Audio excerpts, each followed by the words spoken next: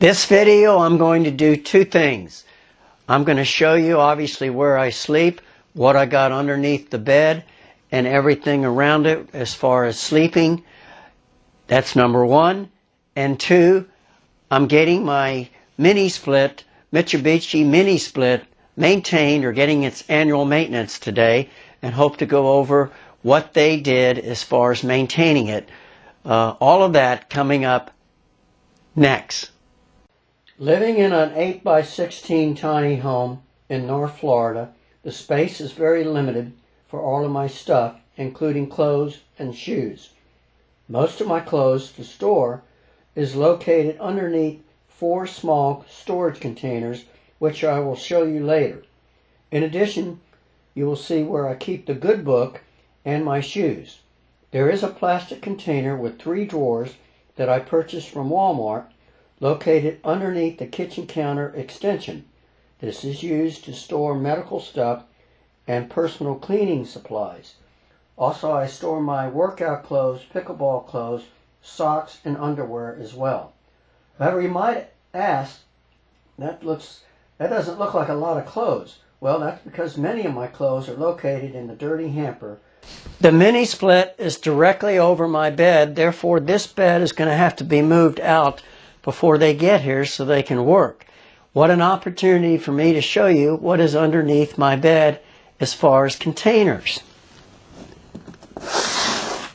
I've got one for towels. Now these are not daily towels, these are usable towels. The daily towels are on my loft.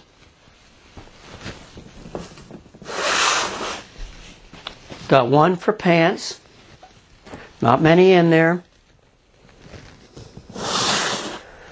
Got one for long sleeve shirts. And the fourth and last is for my short sleeve shirts. All of this underneath my bed. Alright, finally you get to now watch about getting my mini split maintained and cleaned. And if you own a Mitsubishi mini split, this might be a good video to give you an overview of what a serviceman could do and what you might expect it might cost. That being said, before I got a service provider and company, I had to get online and go to the Mitsubishi website and try to find an authorized dealer that works on the mini split. Now that wasn't easy to find, but I did find it, and when I did find it, I typed in the zip code and came up with 3 different dealers, only one in the Tallahassee area. Called them up, and that was Harper Revell Heating and Air Conditioning. And when I called to them, I spoke to a very nice lady, and she made an appointment between 2 and 4 on a particular afternoon. Now keep in mind, as you watch this coming portion of the video, there may not be verbal or speaking the entire time. There may be some dead air space, but just follow along as we will enhance it accordingly. The name of the service representative was Chris, and his first impression was that the unit was quite clean. I told him it was only a year old, but I still wanted to get it serviced. One of the main things I wanted to have done by a representative is to flush out the system.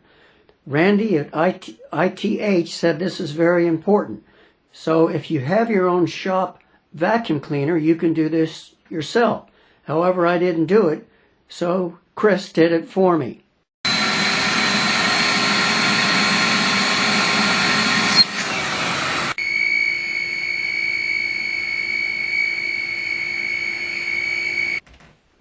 Prior to living in my 2 tiny homes, this one in the North Florida area and another one up in Tennessee, I either owned my own home or lived in an apartment.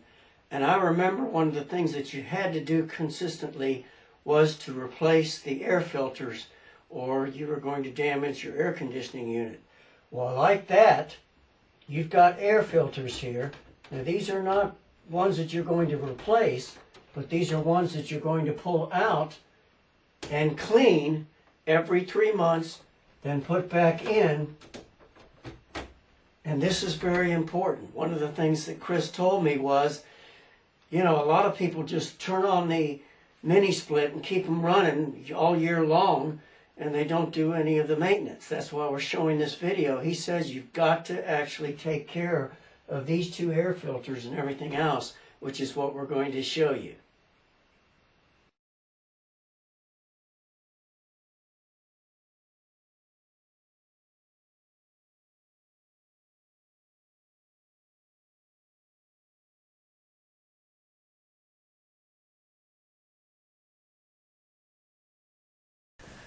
Folks, this is my first how-to video, and I hope you're enjoying it and learning something from it. At the very end of the video, feel free to make a comment accordingly, okay? That being said, after you spray off those two filters, you need to make sure that the two filters are dry. You don't want any additional water getting into the reservoir. Another thing a technician can do on your behalf is he can take off the two opening flaps at the very bottom of your unit, and I'm not saying that you can't, but he did them and cleaned those as well.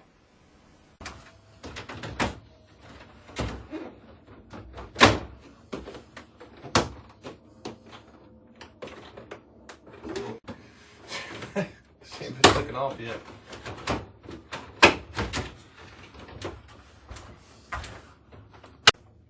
Paint sticking to it. But that's what it looks like. So this is your... If you purchased your mini split from Incredible Tiny Homes, you more than likely made an investment, just like I did, of $2,700. Just for the technician or the person to come out, the serviceman to come out and to remove that cabinet as shown, was well worth the money spent. Moving forward, what he did is he got a special solution, which I'm going to show you.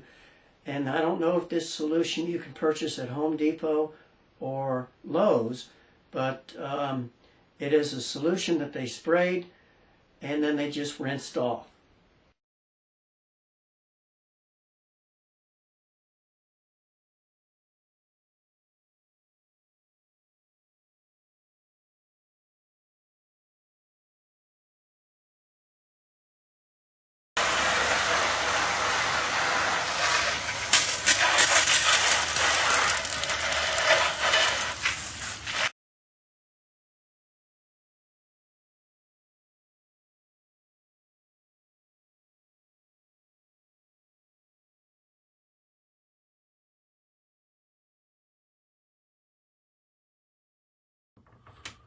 Lock it in.